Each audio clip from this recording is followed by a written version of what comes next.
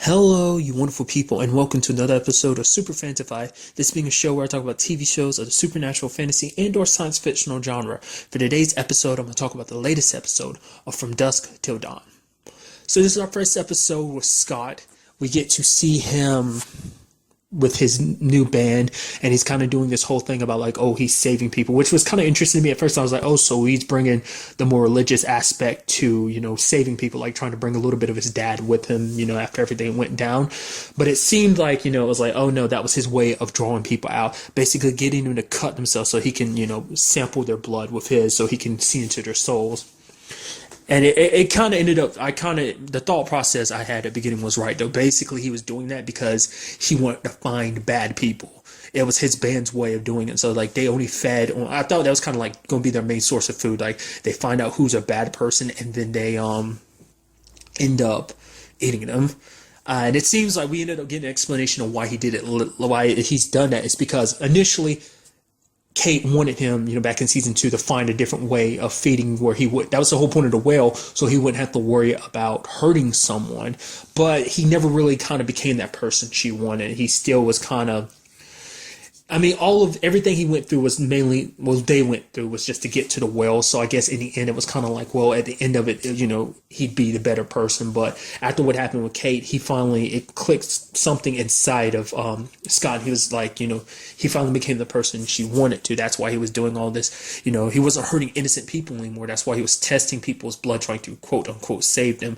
Find sinners amongst saints, people wanting to be saints and stuff like that. But it was to find bad people to draw them out so that he could, feast upon them. Essentially, he chose like some bad people. It's like, especially the particular guy they fed on this episode, and that was the guy was a rapist, I think. So, and you also like when it came down to it, when the whole situation happened, because when Amaru shows up to kill Scott, which ended up being the reason why I thought, because there is that part of Kate still in there. She actually showed up. She actually tracked Scott down, like, because Amaru even brought that up, talking about the fact this Braza couldn't find him, but in the amount of time he couldn't find her, in the short amount of time, Kate was able to find and track down Scott, and she tried to warn him. It's just kind of like she was bad. She was just happy to see him, but it didn't last long because Amaru kind of got back control and ended up vomiting. I did like the mental image of like we see Amaru looking in the mirror, and the image in the mirror kind of changes to kind of represent like Kate is still in there fighting. Basically when it all happened and like Scott got taken away and everything, like his band members were like, "Yo." Like two of them were kind of like, screw it, because there was the drummer. She knew about Scott's past, that basically he wanted a fresh start after his sister died. Obviously didn't know the whole story about what was going on now, but the other band guy was kind of like, we can leave this behind. Like, essentially they were like a new family for Scott because they were a new star, like, doing things a little bit differently, because as you can see, he was doing that, like feeding on bad people. So he was kind of passing on that practice too, because, so that no innocent people would be hurt. In some way, they'd be doing kind of justice to the world. And you kind of see that a little bit with Richie too. Like, I don't know, I'm trying to understand, because we had Richie doing that to that prisoner, the guy who apparently murdered his wife. He kind of did the like magic tricks in jail. That guy, I wasn't really sure what Richie was doing there. Is that his way of feeding too, or is that just him probably practicing more and more about like, adopting people's personality into themselves? Which, like, isn't this the first season that's really come up?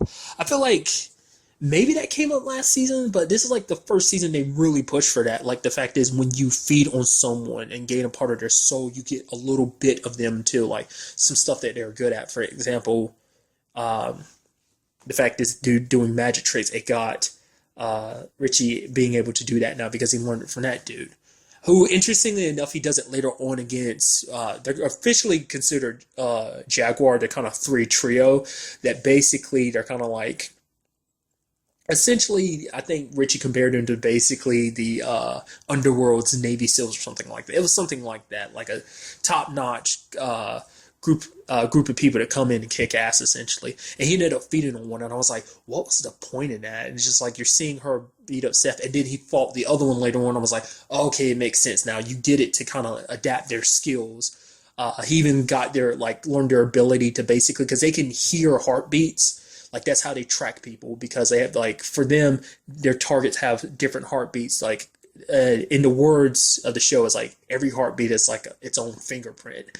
And I remember like the whole like it was all like this very poetic way of saying it. And Steph's like, who comes up with this crap? And then Richie holds up a book that's got Tanner's face on the back of it. It's like, of course, nobody but that weirdo would write something like that. But it's pretty impressive, like, because it's like obviously you could see the difference between the fight later on in the episode and earlier in the episode when Richie was getting his ass handed to him and got the sword stabbed through him. I like that though, like it didn't kill him, but he was like, yo, another inch up and it'll kill me. So he had Freddy lift him up while Seth pulls a sword out. So but ended up kicking that dude's ass, ended up breaking his arm using the skill he learned from the lady, using the heartbeat thing to hear the guy sneaking up behind him and chop his head off. We didn't really actually see him do too much. The only thing we saw him do was shoot that one dude in the face with the arrow. So, or person, I don't know, because the person was wearing a mask. I don't think we actually saw whether it was a guy or a girl. But nevertheless, that person got an arrow through the eye.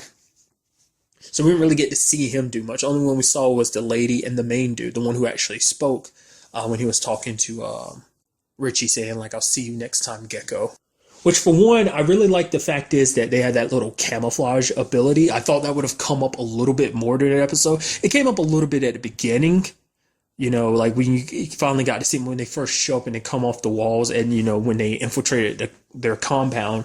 And also that little horn thing they were doing that basically disorientated everyone. I didn't know what was that. I guess that was what that's supposed to do, like to disorientate them, or like was there some other purpose? Because like they only used it the once and never used it again. So, or maybe it was just to kind of let them know, like, okay, like this is where I am. I found them. So maybe it was really just a calling card to each other, but it has a side effect of messing with other people too, kind of giving them a way to kind of get away from people. I don't know. That's how I'm chalking that up to.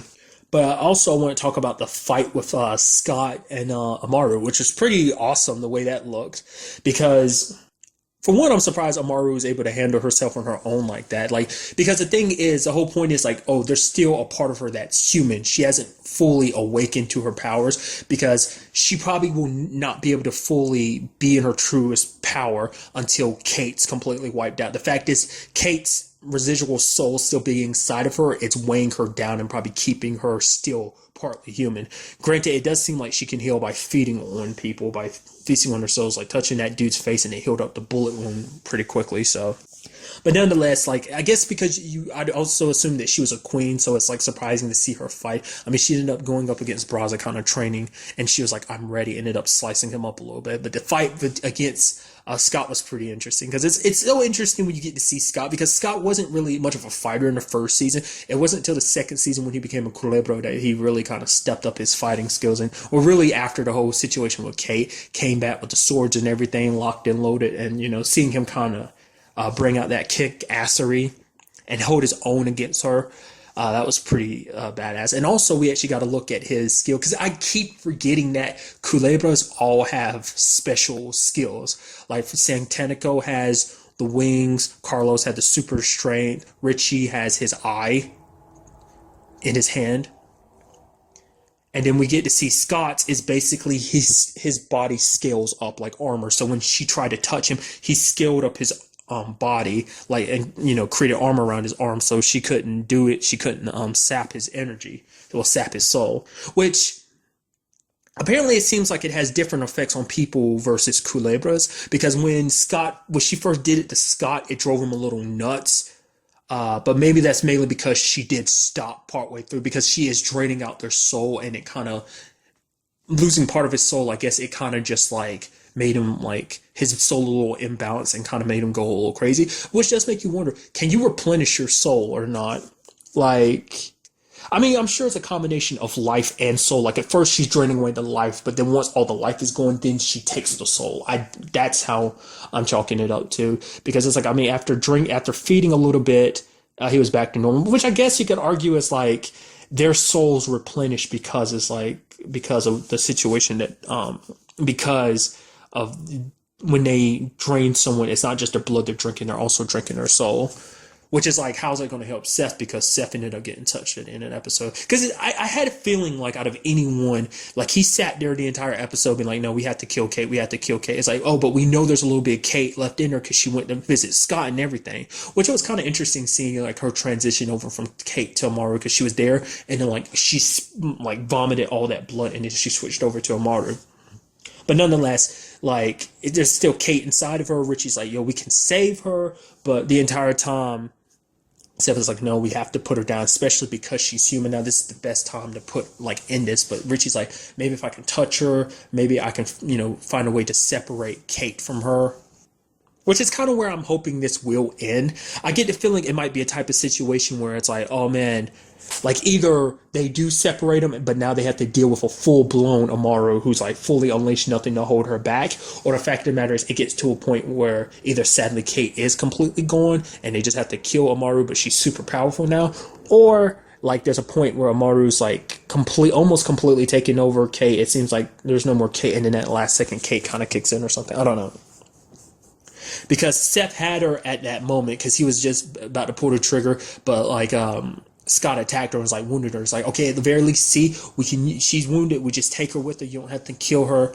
But even quote unquote Kate was like, no, you have to do it, Seth, do it. But it ended up being just Amaru pretending, just because Seth wanted to make it seem like, oh, he didn't have a soul, that he was a bad guy, that he wasn't going to feel bad about it. But he cares about her a lot because they spend a lot of time, like, in the beginning of season 2, the transition from at the end of season 1 to season 2, because they were kind of a team, because she had lost her brother just like he had lost his, and they were all each other had. So because he also feels probably the most responsible for her being in this situation. I mean, Richie definitely, because he put her in that situation.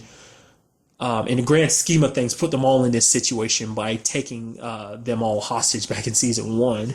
But, Richie got her in that situation where Carlos ended up killing her. And Seth kind of feels like, he abandoned her when he should have stuck by her. Because even Amaru is using it against her, like, remember what you said to her? You say, sit together and I'll make sure you come out of this all right, kid. And it's just, now she didn't come out of it all right, so. But Seth kind of got caught off guard because it's so interesting because he was so adamant about it, because he even told that story about a dog that they had named Peaches back in the day. And I forgot what the story was that Richie thought he knew, like basically she ran away, or the dog ran away or something. But then Seth told him the truth, that basically found Peaches. Basically Peaches was being eaten up by some rats or something, basically had rabies and stuff like that. And Dad came over and told Seth to put it down just kind of as a lesson. And he was like, I made it quick. Basically, not because Richie's like, oh, so you're comparing Kate to a dog? Is like, no. But basically saying, like, once something's go, like, there might still be some of Kate in there, but the fact of the matter is there's still a lot of Kate, something that's not Kate, so you have to put it down, but he changed his tune because I guess it was different seeing it firsthand, but got caught off guard and she drained him. So I was like, I don't know, we haven't really seen what happens when a human who gets part of their soul drained like that isn't finished. Like I said, we saw what happened to Scott, but I'm very interested to see what happens with someone like Seth, like what that will do to him. Like, does he just need rest and time to eventually get back to normal? Like, does his soul replenish over time? Like I said, I'm very interested in how that really works like that. We also found out that Braza is the sun god from, like, basically on the world. I love the fact is that Freddy tried to blow him up with 2 grenades and then it didn't work. Braza just came out the school bus just like, oh, nothing happened to me, I'm unaffected. And he's like, fuck me. Which part of me is like, it kind of makes sense. He is kind of a sun god, the whole like heat thing. It's like you would think that wouldn't affect him, which does beg the question of how do you fight him? I mean, granted, Amaru hurt him, which I'm completely forgetting. The fact of the matter is we ended up finding out that Zabalban weapons are actually pretty powerful because they hurt Richie because he obviously got stabbed by one, but it made it so that he healed very slowly. He also points out the fact is, like, my knife must be Zabalban, the symbols, and the fact is it hurt that golem thing, back when they met up with Santanico. So that's going to be very interesting to see. I guess that's the only way they can really hurt these guys from now on, is to, like, kind of arm themselves with these weapons. I mean, there's obviously other ways, as you can see, like, they found other means to killing them, but specifically their Zabalban weapons are a very key item in stopping them. But that was what I was getting to in that. I'm kind of like scatterbrained a little bit. Something else I want to talk about was the fact is Scott saved Seth. He kind of got him away from Amaru. Because I brought up earlier, the point is that basically Richie and Seth basically screwed them over. Like, because he doesn't consider them friends. Like, the people he did consider friends were the people in his band, except for the dude that tried to, basically take over because he was just a douchebag trying to make a power play. It's like, you're like a friend to him, you're like new family, but you try and turn your back on him. It's like, no, it's not you in charge anymore, it's me. I mean, didn't last long, because Scott quickly shoved a guitar inside of him and killed him. So that was kind of crazy. I thought that was going to turn into something else. I mean, because he was the first one to be like, oh yeah, we got to leave Scott behind. But Scott told the others to go away. So the drummer and the keyboarder. So I'm very curious to see like if we see them kind of pop up again because they are like his only friends. But the fact of the matter is, the point I'm getting to is the fact is he saved Richie, Seth. I hate that when I'm talking too fast. I kind of stumble. I switch up names like that. But saved Seth, even though he blames them for everything that happened to him. None of them would be in this situation. Their dad would still be alive. Kate would still be alive. He'd be human. Kate would be human. If they wouldn't be a part of this world if it wasn't for Seth and Richie. Yet he still helped them in the end. So that's kind of interesting. He could have easily left him behind, but he helped them. So, and I brought him up earlier. I am curious though, where is Tanner as well as Bert? Like I said, I'm just gonna call him Bert for now until I really remember his name. He's the Guardian dude that they brought back tracked down last episode. I'm curious to see where that goes.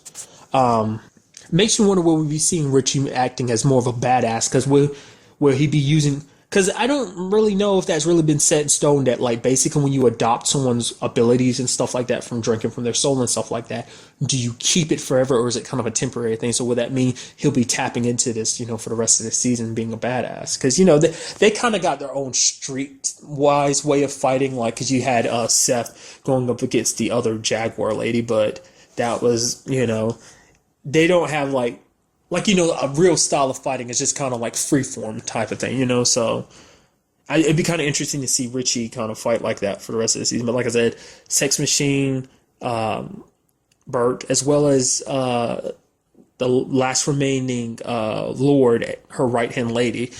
She's obviously the last remaining Lord. She's off missing. So, but like I said, I'm curious to see, like, maybe they'll pop up next episode. I'm curious to see like what they were up to when this was all going down.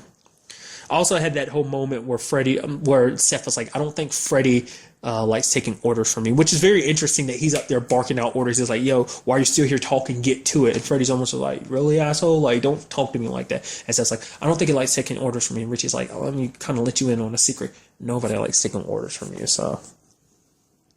But obviously, before I wrap this up, I got to talk about the thing at the very end of the episode where basically the doctor he was talking to was Dr. Block. I thought, she ended up being like a psychiatrist or whatever. And I was thinking like, well, that or a therapist. I can't remember which one it was she said exactly, but I was like, oh, okay. So like, is she going to be like the new love interest for Richie? Is like he actually going to go to her and kind of talk to her? I know just because it's fresher in my mind because the season came back and everything, but kind of like similar situation to Lucifer. I thought she was going to be like, oh, his doctor where he talks to her and everything, about things. But it turns out, no, she's someone's special. Because like the moment she brought him out there and like, oh, the fact is I do have something dark inside me. I was like, oh crap! Don't tell me you're like actually a serial killer or something and you're trying to kill Richie. And it's like, nope. She's like, the moment she said, yeah, my dad died recently. I recently started getting old. I was like, oh, don't tell me. And it's like, yep, she's Earl's daughter. Because he did bring her up like in the first season. The fact is that he doesn't see her that often.